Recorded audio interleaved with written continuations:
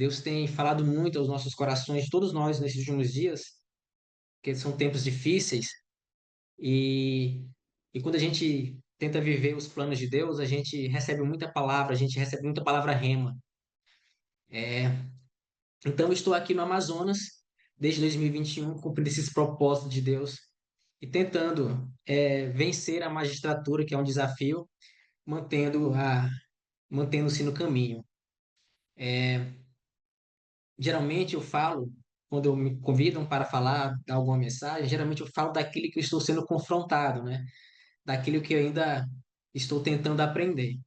Então, caso em algum momento, algum trecho da mensagem eu aparentemente demonstre alguma falta de habilidade, ou então alguma falta de coerência, eu peço desculpas aos irmãos, é porque Deus está falando muito ao meu coração esses dias sobre essa mensagem. E uma das questões que eu estou sendo confrontado por Deus atualmente é em falar independentemente das circunstâncias. E um trecho muito importante para mim, de um livro que eu estou lendo, Philip Yancey, é o trecho da mulher samaritana. Está lá em João 4, 1 a 30, que diz o seguinte: E quando o Senhor entendeu que os fariseus tinham ouvido que Jesus fazia e batizava mais discípulos do que João, ele deixou a Judéia e foi outra vez para a Galiléia. E nesse percurso da Judéia para a Galiléia, tinha que passar por Samaria. Foi, pois, a uma cidade de Samaria chamada Sicar, junto da herdade que Jacó tinha dado a seu filho José, e estava ali a fonte de Jacó. Jesus, pois, cansado do caminho, assentou-se assim junto da fonte. E era isto quase a hora sexta. Veio uma mulher de Samaria tirar a água e disse-lhe Jesus: Dá-me de beber, porque os seus discípulos tinham ido à cidade comprar comida. Disse-lhe então a mulher samaritana: Como sendo tu judeu me pedes de beber a mim, que sou mulher samaritana? Porque os judeus não se comunicam com os samaritanos. Jesus respondeu e disse-lhe: Se tu conheceras o dom de Deus e quem é o que te diz, dá-me de beber, tu lhe pedirias e ele te daria água viva. Disse-lhe a mulher: Senhor, tu não tens com que tirar. E o poço, onde pois tens a água viva? És tu maior do que o nosso pai Jacó, que nos deu o poço, bebendo ele próprio dele e os seus filhos e o seu gado? Jesus respondeu e disse: Qualquer que beber desta água tornará a ter sede. Mas aquele que beber da água que eu lhe der nunca terá sede, porque a água que eu lhe der se fará nele uma fonte de água que salte para a vida eterna. Disse-lhe a mulher: Senhor, dá-me dessa água, para que mais tenha sede e não tenha que tirá-la novamente. Disse-lhe Jesus: Vai, chama o teu marido e vem cá. A mulher respondeu e disse: Não tenho marido. Respondeu-lhe Jesus: Disseste bem, não tenho marido, porque tiveste 5 maridos, e o que agora tens não é teu marido. E isso disseste com verdade. Disse-lhe a mulher: Senhor, vejo que és profeta. Nossos pais adoraram neste monte, e vós dizeis que é em Jerusalém o lugar onde se deve adorar. Disse-lhe Jesus: Mulher, crê-me que a hora vem em que nem neste monte, nem em Jerusalém adorareis ao Pai. Vós adorais o que não sabeis. Nós adoramos o que sabemos, porque a salvação vem dos judeus. Mas a hora vem, e agora é, em que os verdadeiros adoradores adorarão o Pai em espírito e em verdade, porque o Pai procura a tais que assim o adorem. E depois desse momento, os discípulos chegaram e estranharam Jesus estar falando com a mulher samaritana. A Samaria era um local é, repugnado pelos judeus, né? Era um local entre Judéia e Galiléia. E mesmo sendo o menor caminho entre as duas regiões, os judeus procuravam contornar essa região porque não queriam chegar até passar por Samaria.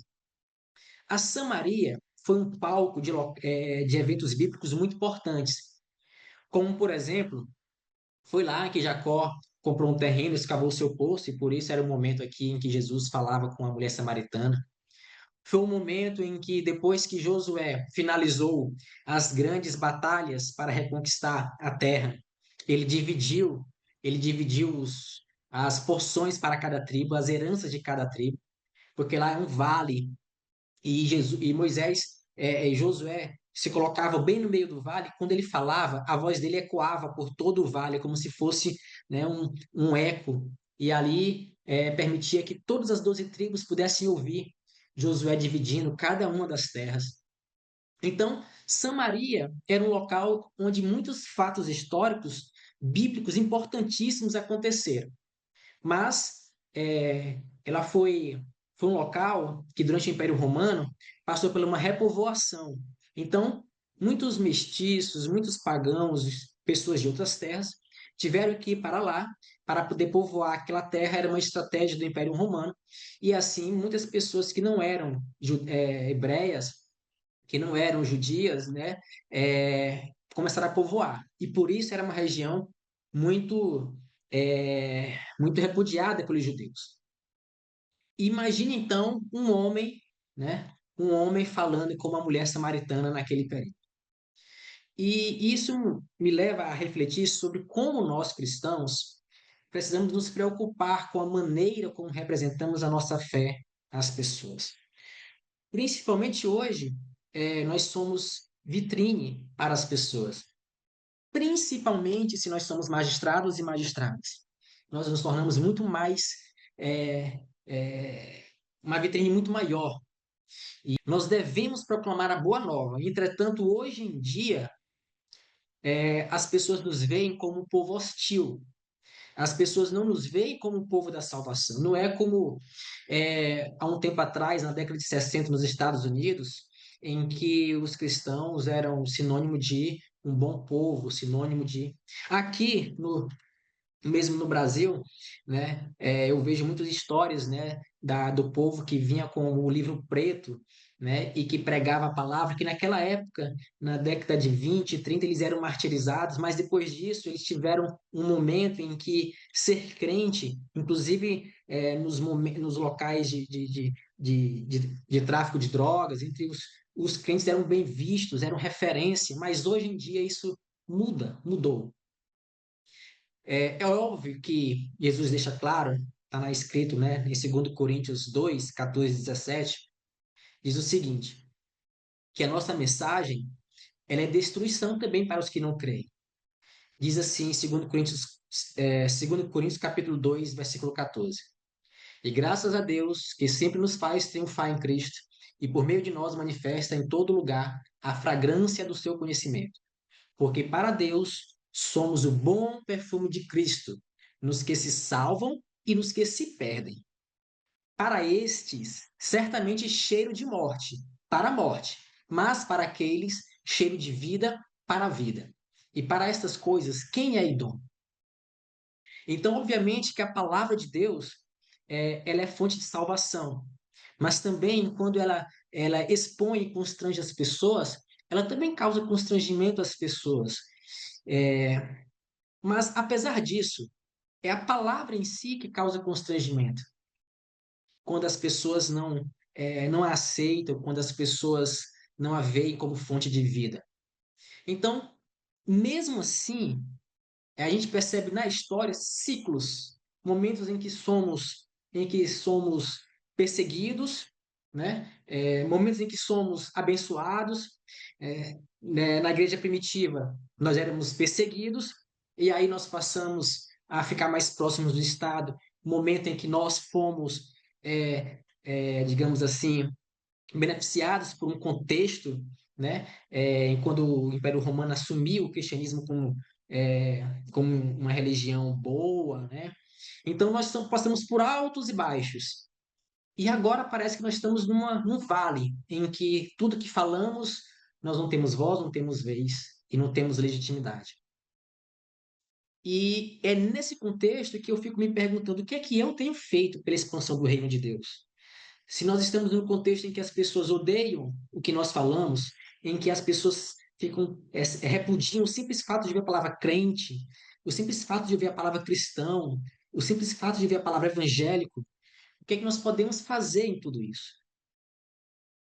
No mundo de hoje, existem aqueles chamados pós-cristãos, aqueles que já passaram por uma igreja, que conhecem o evangelho, e tem muitos juízes e juízas, muitos professores na academia, muitas pessoas que dizem que a religião é fazer o bem, muitas pessoas que dizem que Deus é amor e não importa onde você esteja.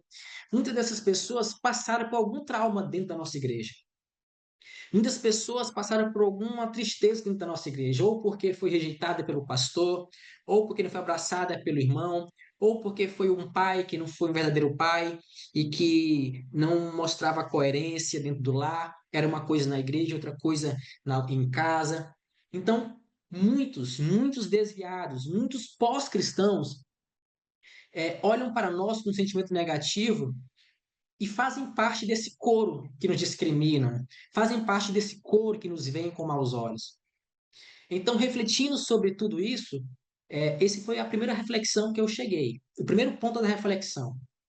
E muitas das pessoas que nos ignoram e que falam mal de nós, que nos criticam arduamente, muitas delas são pessoas machucadas pela própria igreja, machucadas por pastores que eram interesseiros, por irmãos que eram interesseiros, por missionários que eram interesseiros, por pais que não abençoavam seus filhos, por pais que não eram fiéis às suas esposas, por mães que não eram fiéis a seus maridos, por irmãos que não eram amados pelo seu outro irmão. Muitos Josés na vida que, ao invés de buscar reconciliação com Deus, mergulhou na depressão e na mágoa. Então, o primeiro ponto que eu cheguei é esse. E várias pregações a gente ouve em vários lugares, a quantidade muito grande. Se a igreja que está lá fora machucada, ela fosse restaurada, o Brasil já seria mais do que 70%, 60% de evangélicos. Então, essas pessoas trazem sentimentos negativos e nós precisamos falar sobre elas e entender melhor como nós podemos expandir o reino. Jesus nunca ordenou que saíssemos bem em pesquisa de opinião. Isso é fato, até porque nós vamos ser perseguidos pela palavra. Mas muitas vezes nós somos perseguidos não por causa da palavra, mas por causa de nossos próprios comportamentos, por causa de nossas próprias atitudes, nossas próprias ações. Porque a palavra, ela dá vida. Ela fala de amor, fala de misericórdia, fala de bondade, mansidão, domínio próprio. Mas só que para falar essa palavra, aquele emissor muitas vezes não é coerente. Então, nós não estamos aqui de forma alguma e nem devemos nos preocupar com pesquisas de opinião, mas nós temos que nos preocupar em ser fiéis à palavra. Jesus mostra um caminho totalmente diferente desse perfil em que as pessoas nos criticam, em que as pessoas têm preconceito contra nós, né? E como o próprio trecho aqui de Samaria, em que Jesus pregou para a mulher samaritana, muitas vezes nós mesmos, evangélicos, nós nos prendemos, né, é como se fôssemos um clube fechado. Às vezes é uma igreja que fala de outra, uma igreja que diz, olha, aquela igreja ali não é uma igreja do Espírito, é uma igreja muito fria. Já a outra igreja fala, olha, aquela igreja ali canta alto, grita alto, aquela igreja ali faz errado. E nós vivemos nesse contexto em que, ao invés de procurarmos a nossa união na palavra, nós buscamos as nossas diferenças, os nossos costumes, as nossas doutrinas. E aí nós criamos guetos dentro da nossa própria, entre nós evangélicos, nos excluindo. E Jesus mostra algo completamente diferente. E Jesus mostra, inclusive, que nós não podemos nos dividir entre nós, irmãos. Aquela igreja vale, aquela igreja não vale. Muito mais do que isso. Jesus também mostra que nós devemos estar próximos dos pecadores. Não é domingo na igreja e pronto, durante a semana nós é, nos distanciando do mundo. Não, nós temos que estar no mundo. Nós temos que ir atrás do alcoólatra, nós temos que ir atrás daquele que não é fiel à esposa, que vive. Nós devemos ir atrás daquele traficante, ou daquele professor, daquele colega magistrado que é totalmente ateu e que vem com olhos e nós devemos ir atrás deles também. Então Jesus mostra que nós temos que ser diferentes. E Jesus abraça, inclusive, os samaritanos, que eram odiados e repugnados. Quando é, Jesus passou pela Samaria, e a Samaria não os recebeu, os apóstolos quiseram derramar fogo sobre eles. Eles, inclusive, falavam assim: Senhor, eles não nos receberam, não nos deram um local para descansar. Os hotéis não estão nos recebendo aqui em Samaria. E João falou assim: é, o Senhor não quer que a gente ore para que desça fogo do céu para consumir esses samaritanos, assim como Elias orou e desceu o fogo do céu e consumiu os profetas lá de Baal? O Senhor não quer que a gente faça isso? Aí Jesus respondeu: vós não sabeis de que espírito sois, porque o Filho do Homem não veio para destruir as almas dos homens, mas para salvá-las. E Jesus transformou a parábola do bom samaritano, aquele que foi o exemplo de boa obra, aquele exemplo era um samaritano, uma pessoa repudiada pelos judeus. Então, Jesus quebra esses paradigmas, quebra essas, é, essas culturas que às vezes vêm dentro da nossa igreja, invadem nossos corações, invadem o nosso dia a dia. Ele mostra algo completamente diferente para dizer para nós: graça, compaixão, misericórdia. Graça, compaixão, misericórdia.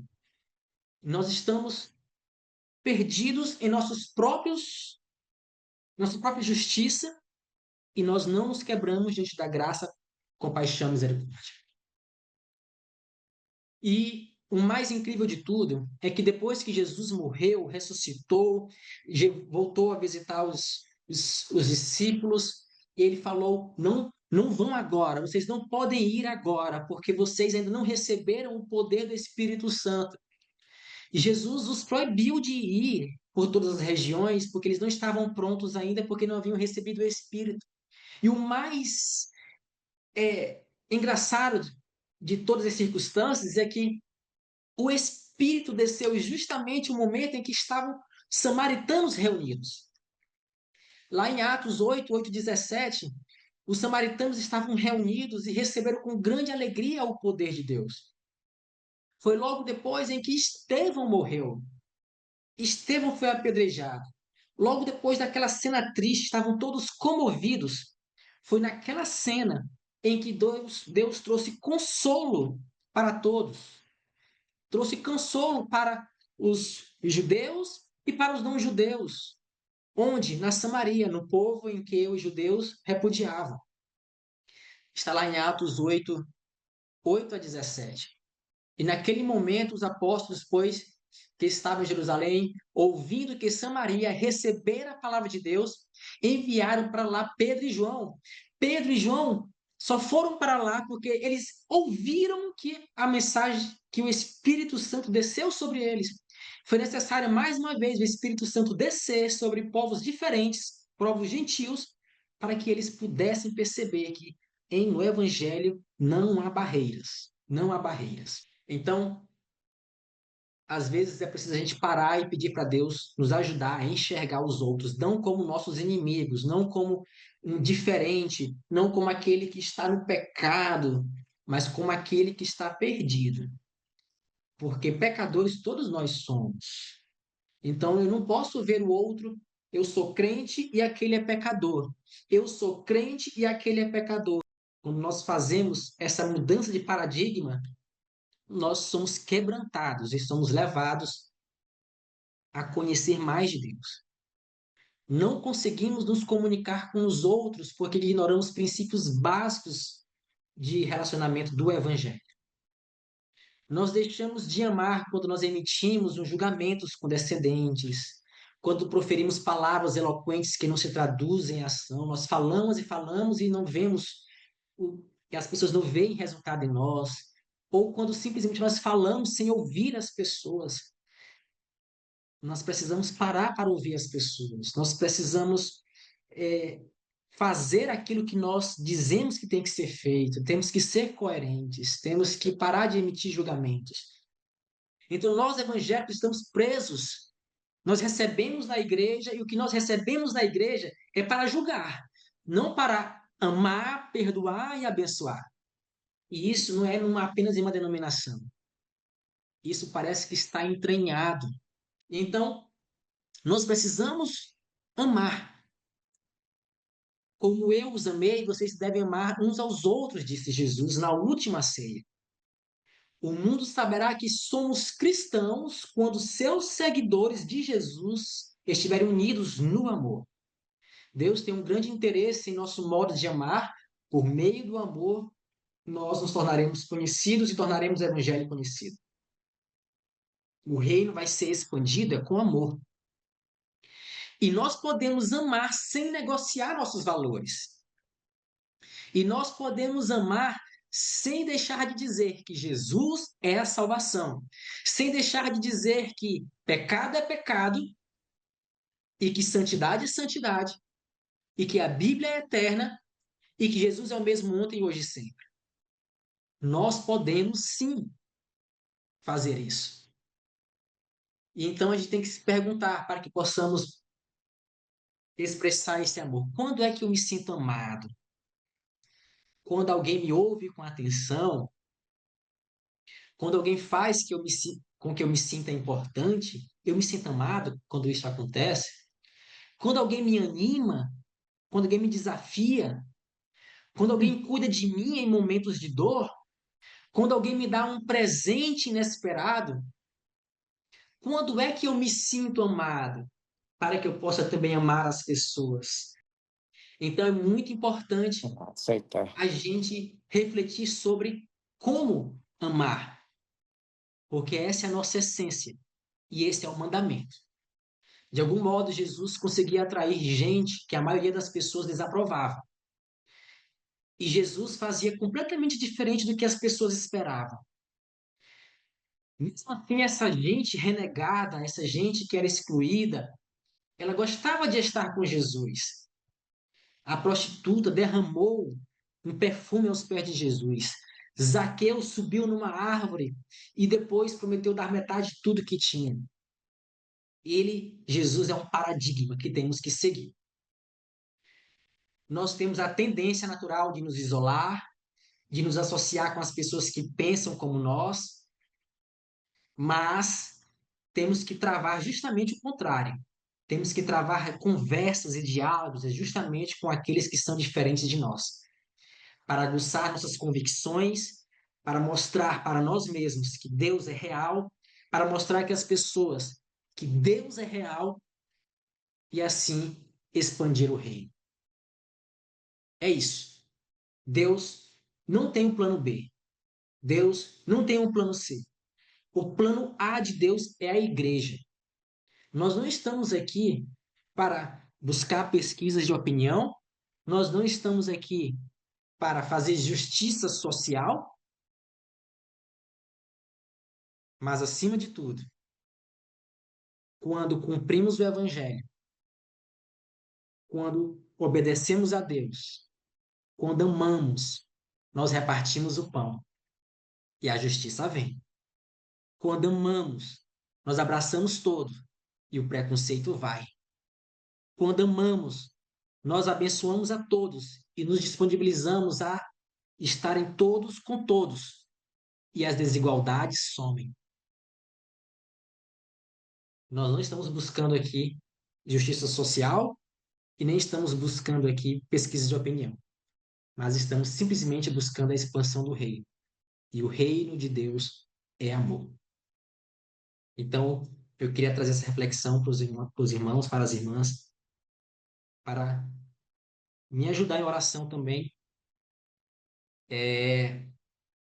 porque é um desafio muito grande a gente manter o foco no evangelho, porque somos engolidos por nossas atribuições, somos engolidos por nossas responsabilidades, e muitas vezes a gente acha que só ser um bom juiz ou uma boa juíza já é suficiente para implantar o reino. Simplesmente despachar o processo, simplesmente cumprir as metas já seria suficiente. Isso faz parte, mas nós precisamos ir além. Que o cansaço não nos tire do foco, que o cansaço não nos tire do primeiro amor, mas que, pelo contrário, assim como Sansão, que no último minuto preferiu pedir perdão a Deus e mais uma vez, um último ato de misericórdia, recuperar as forças para destruir o inimigo, que nós também possamos pedir a Deus que a gente se mantenha firme e forte e que nem que seja nosso último ato de vida, mas que a gente sempre busque implantar o reino, expandir o reino.